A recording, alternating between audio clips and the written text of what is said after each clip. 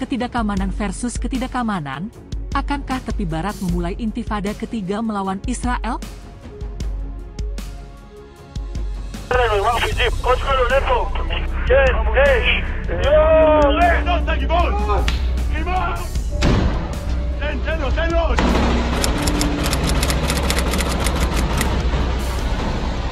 נכנסנו לכאן עם רחפן בצילום פנים ואנחנו ישר מזהים בכניסה.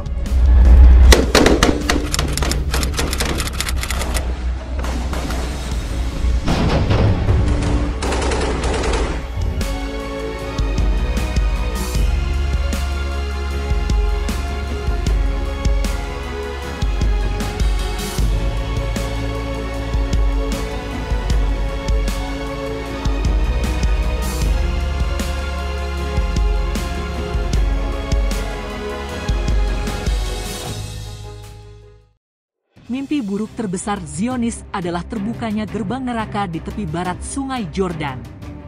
Mimpi buruk terbesar Zionis adalah terbukanya gerbang neraka di tepi barat, meskipun ada kontrol yang ketat, pasukan keamanan tidak dapat membela semua pemukim Zionis dan mengidentifikasi kekuatan mukawamah. Menurut laporan Pars Today mengutip kantor berita Mana, di mata para komandan dan ahli strategi militer Israel, Republik Islam Iran dan anggota poros mukawamah, dengan mengikuti strategi cincin api atau unifikasi medan, bermaksud melancarkan perang gesekan terhadap rezim Zionis di beberapa bidang. Dalam kebijakan tersebut, 3 cincin dimaksudkan menciptakan ketertiban di lini depan dan merugikan kepentingan rezim Zionis. Pertama, kelompok perlawanan berbasis di tepi barat dan jalur Gaza, dan mereka bertanggung jawab memerangi tentara rezim Zionis dan membuat kondisi tidak aman bagi rezim penjajah Israel. Setelah sikap negatif dan tidak konstruktif Netanyahu selama perundingan gencatan senjata menjadi jelas, gerakan Islam Hamas dan Jihad Islam memutuskan untuk melancarkan operasi mati syahid dengan sekuat tenaga di jantung wilayah pendudukan dan memaksa Netanyahu untuk menarik diri dalam perundingan politik. Bersamaan dengan dimulainya proses ini, tentara dan pasukan keamanan rezim Zionis memulai operasi preventif dan cepat terhadap sasaran militer sipil di utara tepi barat. Dalam situasi seperti ini, beberapa analis mencari jawaban atas pertanyaan bahwa dengan meluasnya medan perang di tepi barat, apakah Zionis siap menghadapi perlawanan di front timur? Israel Katz, Menteri Luar Negeri rezim Israel, merilis tweet di akun pribadinya dan mengklaim bahwa proses penyelundupan senjata dari Yordania ke tepi barat telah meningkatkan kebutuhan akan intervensi tentara rezim ini dan meningkatkan pemantauan terhadap jalur perbatasan dengan Yordania. Dengan menuduh Iran, ia mengklaim bahwa Tehran berencana memulai perang di front timur. Menteri Luar Negeri rezim Zionis menyerukan evakuasi warga sipil dari tepi barat, seperti Gaza, dengan alasan situasi keamanan yang ada di tepi barat. Statement seperti ini menunjukkan bahwa rezim Zionis sedang bersiap untuk mengubah situasi politik keamanan di tepi barat. Pada hari-hari terakhir bulan Agustus dan hanya beberapa jam setelah terungkapnya file audio Khalid Meshaal mengenai peningkatan cakupan operasi mati syahid melawan rezim Zionis, tentara pendudukan menyerang tepi barat bagian utara dalam sebuah operasi khusus. Nur Syams, Jenin, Tulkarem, Nablus dan Tubas termasuk di antara daerah yang menjadi sasaran serangan penjajah baru-baru ini. Menurut Kementerian Kesehatan Palestina, setidaknya 10 warga Palestina gugur dalam serangan ini, termasuk Muhammad Jaber, salah satu komandan utama Jihad Islam di tepi barat. Hal yang menarik untuk dicatat adalah bahwa agresi terbuka ini terjadi ketika otoritas Palestina, yang disebut-sebut sebagai pelindung kepentingan Palestina di kawasan ini, tidak melakukan perlawanan sedikit pun dan bertindak seperti aktor pasif atau kaki tangan Netanyahu.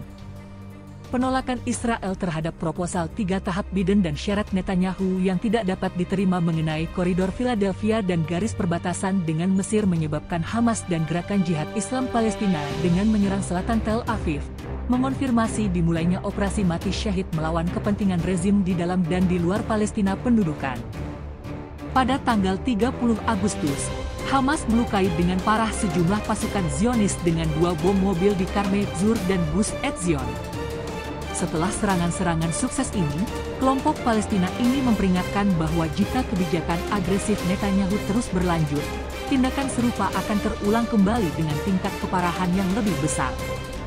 Hanya beberapa jam kemudian, 3 pasukan keamanan rezim Zionis terbunuh dalam operasi syahid lainnya di Hebron. Beberapa analis percaya bahwa setelah pembunuhan Syahid Haniyeh di Iran, Gerakan Islam Hamas dan Jihad Islam memutuskan untuk menciptakan keseimbangan, ketidakamanan melawan ketidakamanan di seluruh wilayah pendudukan. Dalam strategi ini, Tehran, bersamaan dengan janji balasan pasti terhadap teror Haniyeh, juga telah memasuki medan perang semi keras dan memberi pukulan kepada Israel di tempat yang menurut Zionis mereka memiliki keunggulan. Dengan dimulainya Intifada ketiga, batu bukan lagi satu-satunya senjata mukawamah. Jatuhnya indikator-indikator ekonomi, konsensus internasional dan hilangnya keamanan masyarakat di wilayah-wilayah pendudukan merupakan peninggalan kebangkitan rakyat Palestina pada tahun 1987 hingga 1993 dan 2000 hingga 2005 kepada rezim penjajah Quds. Saat itu, untuk menghilangkan krisis erosi, Zionis harus memberikan kelonggaran kepada pihak lain, meskipun hanya sekedar penampilan, agar bisa keluar dari situasi krisis. Kini, setelah berbulan-bulan perang Gaza, penodaan berulang kali terhadap Masjid Al-Aqsa yang dilakukan Ben Gvir dan serangan tentara pendudukan Israel di utara wilayah pendudukan telah meningkatkan kemungkinan kebangkitan rakyat Palestina lebih dari sebelumnya. Dibukanya Front Timur bukan berarti perlawanan rakyat dengan menggunakan batu atau tongkat, namun saat ini inti-inti perlawanan telah menemukan kemampuan untuk menghadapi angkatan bersenjata Zionis melalui berbagai senjata canggih seperti senjata otomatis, penembak jitu, peluncur rudal dari bahu dan granat tangan. Kondisi khusus di tepi barat akan memungkinkan Hamas dan Jihad Islam untuk secara langsung menempatkan tokoh politik dan pejabat Zionis sebagai sasaran perlawanan. Gerakan sukarela pemerintahan Netanyahu menuju jurang maut akan memberikan peluang yang cocok bagi kelompok perlawanan untuk membalaskan dendam para syuhada mereka dengan cara seefektif mungkin. Mimpi buruk besar. Mimpi buruk terbesar Zionis adalah terbukanya gerbang neraka di tepi barat. Meskipun wilayah Palestina ini terbagi menjadi 3 zona, A, B, dan C, pasukan keamanan rezim tidak dapat mempertahankan semua warga Zionis dan mengidentifikasi elemen perlawanan dengan mudah. Operasi Tel Aviv, Gus Etzion, Karmeit Zur dan Al-Khalil, Hebron, membawa pesan bagi Tel Aviv bahwa perlawanan tidak akan berhenti dan bentuk konfrontasi dengan penjajah akan berubah sesuai dengan waktu, tempat, dan kemungkinan. Netanyahu harus mengetahui bahwa untuk tetap langgeng di kekuasaan harus menemukan solusi selain melanjutkan perang di Gaza atau mengekspor krisis keluar bumi pendudukan, karena langkah penuh bahaya ini dapat menarget secara langsung keamanan internal rezim Zionis. Dengan kata lain, mukawamah dengan memanfaatkan senjata rahasia dan operasi sistematis, mampu memberikan rasa tidak aman ke wilayah pendudukan 1948, dan merusak kehidupan normal warga Zionis. Ketakutan akan terulangnya pengalaman Intifada pertama dan kedua, membuat banyak analis Israel menghadapi pertanyaan ini. Mengapa Netanyahu sebelum mengakhiri perang di Gaza, malah melancarkan operasi militer di tepi barat? Kini harus ditunggu dan dilihat, dalam beberapa hari ke depan, apakah mukawamah Palestina akan menyusun operasi baru terhadap pasukan Israel atau tidak.